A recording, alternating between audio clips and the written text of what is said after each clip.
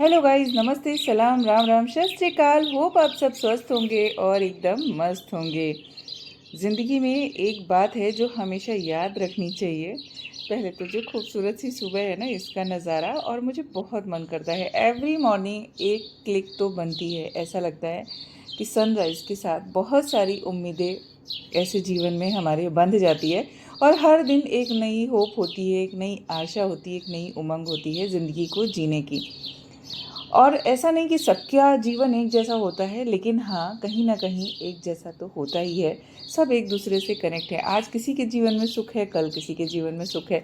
ऐसा नहीं कि ज़िंदगी हमेशा एक जैसी है या हमारे पास सुख दुख हमेशा एक जैसे हैं। ऐसा नहीं, सब कुछ चलता रहता है और ये जो जीवन चलता रहता है ना, यही खूबसूरत जीवन होता है।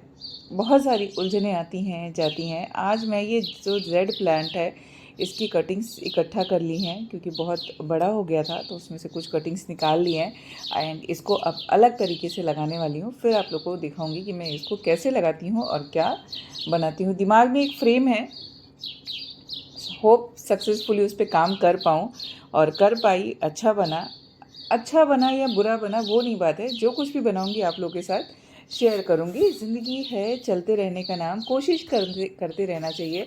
मतलब एक तो होता है ना, कोशिश करने वालों की हार नहीं होती है, तो कोशिश हमेशा करते रहना चाहिए, सीखना नहीं छोड़ना चाहिए। और एक चीज़ और है जो बहुत ख़ास है कि पाँव भले फिसल जाए लेकिन ज़ुबान नहीं फिसलनी चाहिए।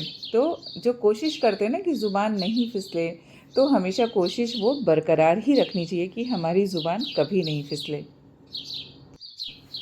और ये है एक सफलता की निशानी होती है कि अगर आप जीवन में सफल होना चाहते हैं, जीवन में आगे बढ़ना चाहते हैं, तो अपनी ज़ुबान और अपनी नीयत को कभी फिसलने नहीं देना चाहिए।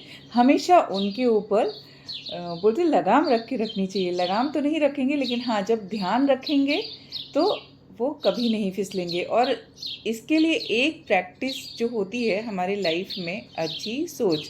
भले आप चार दीवारी के अंदर रहें, भले आप एक हाउसवाइफ हो, भले आप कोई भी इंसान हो, सफल इंसान हो, कुछ भी हो, लेकिन अगर आप सफल हैं तो क्यों हैं उस पर सोचना, और आप असफल हैं तो क्यों हैं उस पर भी सोचना। ये सारे विचार हैं जो रोज़ हमारे दिमाग में आते रहते हैं और ज़िंदगी ऐसे ही खूबसूरत सी चलती रहती है। और इन्हीं विचारों, इन्हीं मंथन के साथ शायद हम सब मनुष्य का जीवन चलता रहता है और निरंतर इससे ही हमारे जीवन में बहुत सारी चीज़ें हमें सीखने को मिलती हैं।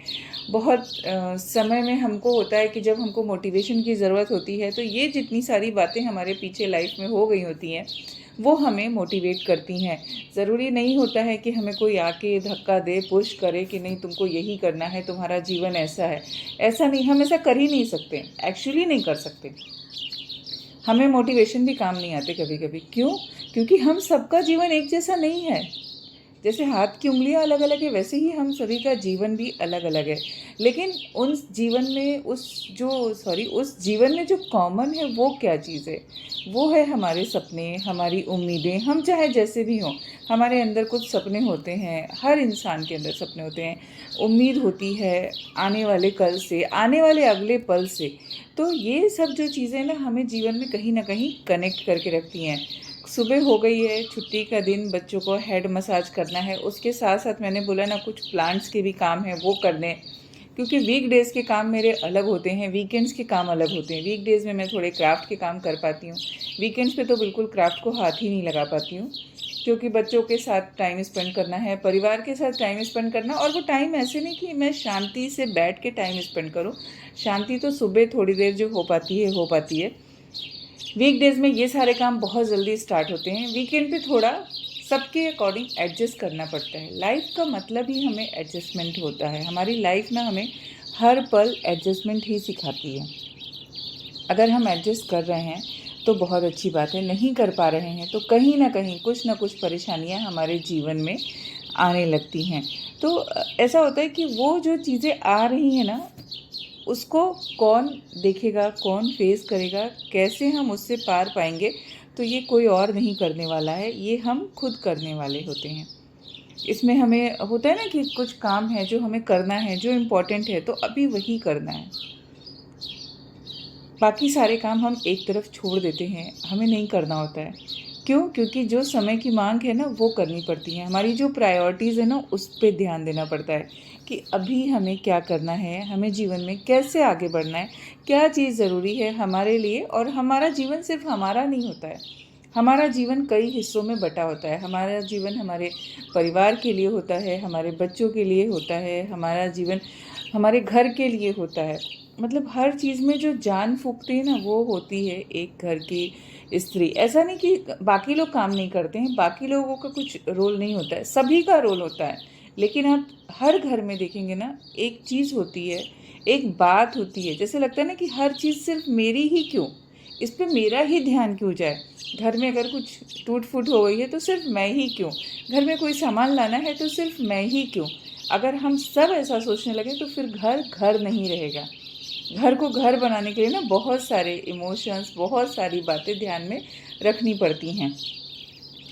आजकल के जो परिवेश है जिसमें बच्चे ज़्यादा समझदार हो गए। अगर पहले के टाइम में देखा जाए ना तो सिर्फ एक स्त्री ही घर को बनाती थी, अच्छे से रखती थी। बट आजकल तो सब कुछ साथ में मिलकर करते हैं। बॉयज़ भी जो हैं, जो लड़के भी हैं, वो भी अभी इतना समझदार हो गए हैं कि अपनी पत्नी का साथ घर के कामों में, घर की चीज़ों में पैरेलल, मतलब होता है ना कि एक साथ लेके चलते हैं। क्योंकि दोनों को काम करना है, दोनों को साथ में जीवन बिताना है। तो ये सब चीज़ें ना ऑटोमेटिक समय हमको सिखा देता है और समय के साथ इन सब चीज़ों का भी हमारे जीवन में बहुत महत्व हो जाता है। ज़िंदगी की खूबसूरती जैसे जैसे समय परिवर्तित होता है उसके साथ हमारे अंदर भी परिवर्तन आना बहुत इम्पॉर्टेंट है। बोलते बच्चे बड़े हो रहे हैं तो बच्चों को सिखाते सिखाते ना बहुत सारी बातें मुझे भी सीखने को मिल रही हैं और वो इम्पॉर्टेंट है कि मैं उनको सीखूं और अपने जीवन में उनको लेकर आऊं, उनके साथ काम करूं। उन चीज़ों से क्या क्या करना है, कैसे जीवन में आगे बढ़ने में वो हेल्प करती हैं, उनको मैं हमेशा के लिए अपने अंदर बोलते हैं ना धारण करना। और उसके साथ ही साथ बच्चों के अंदर भी वो सारी चीज़ें, वो सारे हैबिट्स लाना कि जिससे उनका जीवन भी आसान हो जाए। एक बहुत छोटी सी कहानी आपको सुनाती हूँ। जो हमारे लाइफ में जितने भी हमारे माइंड में ऐसे नेगेटिव थॉट्स आते हैं ना, उनको ख़त्म कैसे करें, वो कहानी में आपको पता चलेगा कि जितने भी, क्योंकि जीवन है, जीवन में बहुत सारी ऐसी चीज़ें आती हैं, उतार चढ़ाव हमारे जीवन में आते हैं, हमेशा कुछ ना कुछ होता रहता है।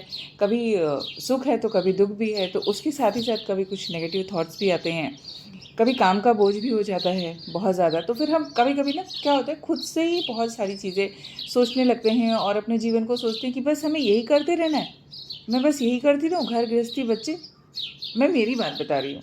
तो ऐसी सारी जो चीज़ें होती हैं ना, ऐसे जो सारे सिचुएशंस हो जाते हैं जब आप बहुत ज़्यादा, कभी कभी होता है परेशान हो जाते हो ऑब्वियसली। मतलब ऑफिस वाले भी ऐसे सोचते हैं कि मैं ही क्यों कमा के लाऊं, मैं ही क्यों करूं, सिर्फ मेरी जिम्मेदारी है, दोनों की जिम्मेदारी। लेकिन कुछ चीज़ें हैं 100% आप जब अपने घर को देते हो, 100% जब आप ऑफिस को देते हो। देखो आपको बहुत सारी बारीक चीज़ें खुद से ही पता होती हैं जिस पे हम, ऐसा हमारा फोकस नहीं जाता है, फोकस हमारा बार बार इधर उधर, क्योंकि हम उन चीज़ों पे ध्यान नहीं देते कि वो सारी चीज़ें हमारे अंदर ही हैं, हमें उन पे ही काम करना है। हमें कहीं और बाहर नहीं जाके कोई चीज़ ढूंढनी है, अपने अंदर, अपने मन के अंदर की जो चीज़ें हैं उस पे काम करना है। कई बार ये जो सारी चीज़ें होती ना, जब मैं बच्चों को बताती हूँ, उनको समझाती हूँ ना, तब मुझे भी कुछ ना कुछ ऐसा चीज़ मिल ही जाता है कि जो मुझे अपनी लाइफ में भी लाना है। ऐसा नहीं कि वो सिर्फ मेरे बच्चों के लिए है, वो मेरे लिए भी है, क्योंकि बच्चों का फ्यूचर तो बहुत इंपॉर्टेंट होता है, हम हर माँ के लिए इंपॉर्टेंट होता है। ऐसा नहीं बोलती कि सिर्फ मेरे लिए इंपॉर्टेंट है या मेरी प्रायोरिटीज़ जो हैं वो तो है ही हैं कि हाँ मेरे बच्चे सक्सेसफुल हो। क्योंकि हर एक माँ की चॉइस भी नहीं कहेंगे, उसकी जो होती है ना कि वो जब से बच्चे होते हैं उसके जीवन में, उसके आगे पीछे और कुछ नहीं होता है कि मेरे बच्चे एक सक्सेसफुल इंसान बने। मतलब पैसा रुपया मुझे पता है 100% वो सब कुछ कमाएंगे, उनके जीवन में वो सारी सुख सुविधाएं मिलेंगी, वो सब कुछ अचीव कर लेंगे। लेकिन वो कब होगा, जब वो एक अच्छे इंसान रहेंगे। तो अच्छे इंसान बन के जो मन की खुशी होती है ना, वो बिल्कुल अलग होती है। जब उनके मन में सेटिस्फेक्शन रहेगा तो थोड़ा कम भी रहेगा ना, तो भी वो उसमें खुश रहेंगे। और खुश रहना इम्पॉर्टेंट है, क्योंकि जैसे जैसे ज़माना बदल रहा है, चीज़ें बदल रही हैं, आप देखेंगे कि बहुत सारी चीज़ें जो एकदम क्विक चेंज हो रही है ना, ऐसे स्वाइप होता जा रहा है। मुझे लगता है हर दिन ऐसे स्वाइप चलता जा रहा है। हम बहुत सारे काम सुबह से शाम तक करते हैं, लेकिन कब समय बीत जा रहा पता नहीं। या तो धरती तेज़ घूमने लगी है, या पता नहीं क्या होने लगा है। तो ये जो सारी छोटी छोटी चीज़ें हैं ना, बहुत इंपॉर्टेंट होती लाइफ में। जब भी मन में नेगेटिव थॉट आए तो अपने को थोड़ी देर शांत बैठ के सोचना चाहिए, और उसको कैसे सॉल्यूशन पाना है उसके बहुत सारे कारण हैं जिस पे हमें खुद ध्यान देना होता है। बाकी कोई ऐसा नहीं आएगा हमारी लाइफ में जो हमें बताएगा कि तुम्हें ये करना है वो करना है। चार दीवारी के अंदर भी आप खुश रह सकते हैं। मैं एक छोटी सी कहानी बताती हूँ, कहीं ना कहीं ये हमारे जीवन में हेल्पफुल होगी। और हर दिन एक कहानी बच्चों को सुनानी है, ये हमेशा के लिए, बचपन से लेके अभी तक। तो उनको जब हम ऐसी चीज़ें बताते हैं, सुनाते हैं ना कहीं 1% तो काम करता होगा ना, इस होप से कि 1% तो ये उनके जीवन में कहीं ना कहीं काम करेगा। चलिए पहले कहानी बताती हूँ। एक बहुत पुरानी बात है। एक महात्मा थे जो प्रवचन करते थे, लेकिन उनके पास कोई रहने की जगह नहीं थी, तो वो अलग अलग जगह पे जाते थे, प्रवचन करते थे, वहीं पे भिक्षा मांगते थे और उससे उनका गुजारा हो जाता था। और जहाँ कहीं भी ऐसे जाते थे वहीं पर वो रह जाते थे। तो कोई फिक्स जगह नहीं थी जहाँ पर वो रहें, लेकिन उनके मन में एक इच्छा थी कि काश मेरी भी कोई ऐसी फिक्स जगह होती जहाँ पर मैं बैठता, प्रवचन करता, लोग आते और सुनते, मुझे इधर उधर भटकना नहीं पड़ता। फिर एक बार वो किसी और राज्य में गए, वहाँ पर किसी ने बोला कि यहाँ के राजा बड़े दयालु हैं, आप उनके पास जाओ, वो आपको जो भी आपको चाहिए वो आपकी इच्छा अनुसार आपको दे देंगे। तो जो महात्मा थे वो पहुँच गए राजा के दरबार में। राजा के दरबार में बहुत बड़ी लाइन लगी थी। वहाँ पे देखा उन्होंने कि जो भी जो कुछ मांग रहा है राजा उसकी सारी इच्छाएं पूरी कर रहे हैं। अब महात्मा जी का नंबर आया। जब महात्मा जी राजा के आगे पहुँचे तो राजा ने पूछा कि बताइए आपको क्या चाहिए। तो महात्मा जी ने राजा से कहा कि मुझे रहने के लिए थोड़ी सी जगह चाहिए जहाँ पे मैं अपनी कुटिया बना सकूँ। अब जो है राजा ने महात्मा जी से पूछा कितनी जगह आपको चाहिए। अब यहाँ पर राजा ने ऐसा क्वेश्चन पूछा कि कितनी जगह आपको चाहिए। उस पर महात्मा जी थोड़ा सोच विचार करने लगे। महात्मा जी ने सोचा कि 1 बीघा मांग लूँ। फिर सोचा कि नहीं, राजा दयालु है तो 2 बीघा मांग लेता हूँ। फिर दिमाग में आया कि अच्छा 5 बीघा मांग लेता हूँ। अब इस पर फिर राजा ने पूछा कि महात्मा जी कितनी जगह आपको चाहिए। और ये जो सारा कैलकुलेशन है वो महात्मा के दिमाग में चल रहा था। वो मन ही मन सोच रहे थे कि इतनी जगह मांग लूँ कि अपना आराम से बड़ा सा आश्रम बना लूँ, तो मुझे कहीं और भटकना नहीं पड़ेगा। अब राजन ने बोला महात्मा जी आप एक काम करिए, आप पीछे की तरफ मुड़ जाइए और यहाँ से जहाँ तक आपकी नज़र जाती है आप चलते जाइए, सूर्यास्त होने तक वहाँ तक जाइए और वहाँ से फिर आप वापस आ जाइएगा। तो जितनी जगह आप चल के गए होंगे ना, उतनी पूरी की पूरी जगह आपकी हो जाएगी। अब महात्मा जी बड़े खुश हो गए। महात्मा जी वहाँ से पलटे और उन्होंने चलना स्टार्ट कर दिया। बहुत ही खुश थे महात्मा जी, मन ही मन एकदम 7वें आसमान पर थे। वो चलने लगे, वो धीरे धीरे चलने लगे और धीरे धीरे दिन बढ़ने लगा।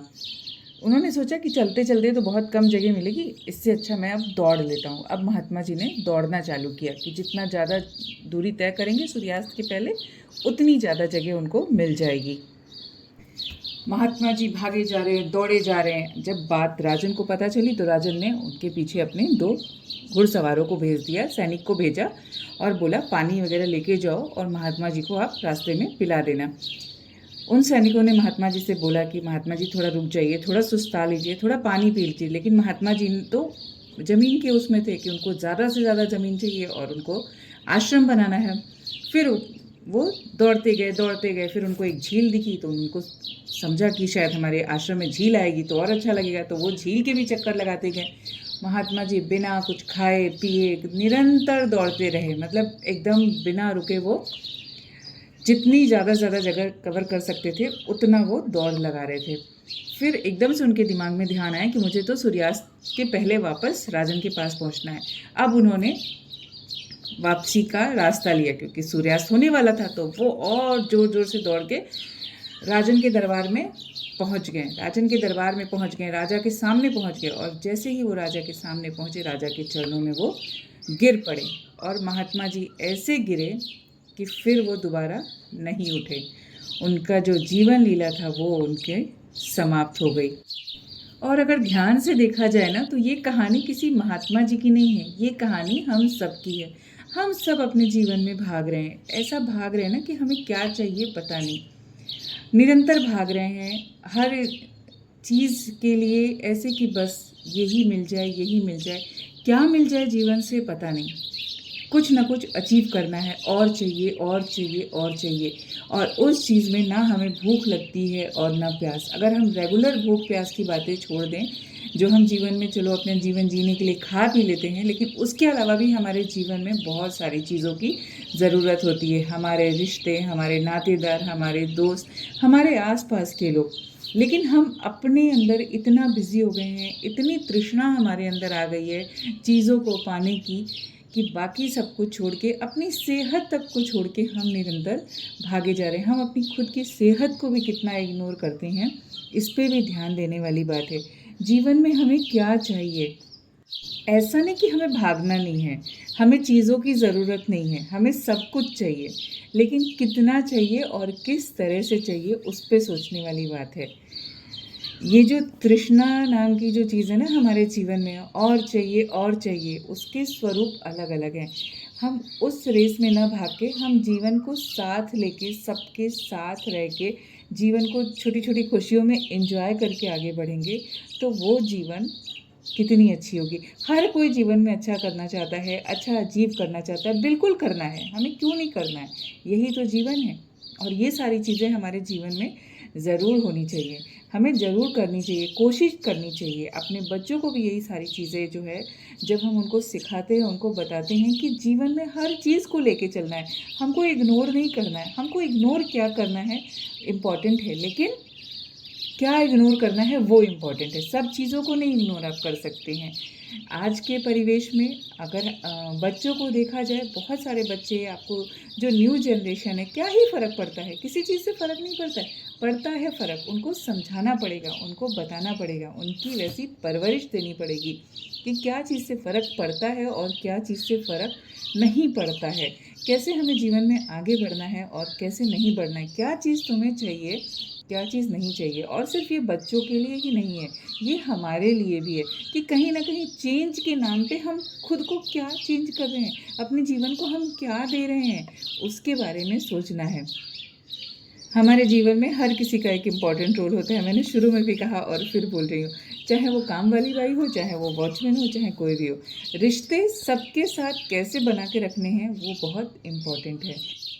और जो सब चीज़ से ज़्यादा इम्पॉर्टेंट हो जाता है, वो होती है अपने अंदर की नेगेटिव थॉट्स जितनी हमारे अंदर आती रहती ना, उन पे कैसे कंट्रोल करें, उनको कैसे ख़त्म करें। तो ये जो कहानी है, ये आपको बताएगी कि इन सब चीज़ों में कुछ नहीं रखा है।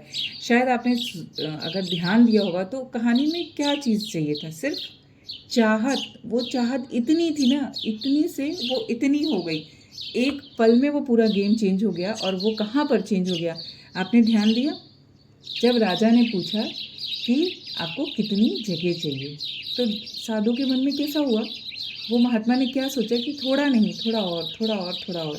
तो ऐसे ही ऊपर वाला हमारे जीवन में ना हर दिन एक नई ये डालता है कि थोड़ा और, थोड़ा और, थोड़ा और। ज़रूर हमें चाहिए, थोड़ा है, थोड़े की ज़रूरत है, लेकिन वो थोड़ा थोड़ा ही होना चाहिए, वो थोड़ा बहुत नहीं।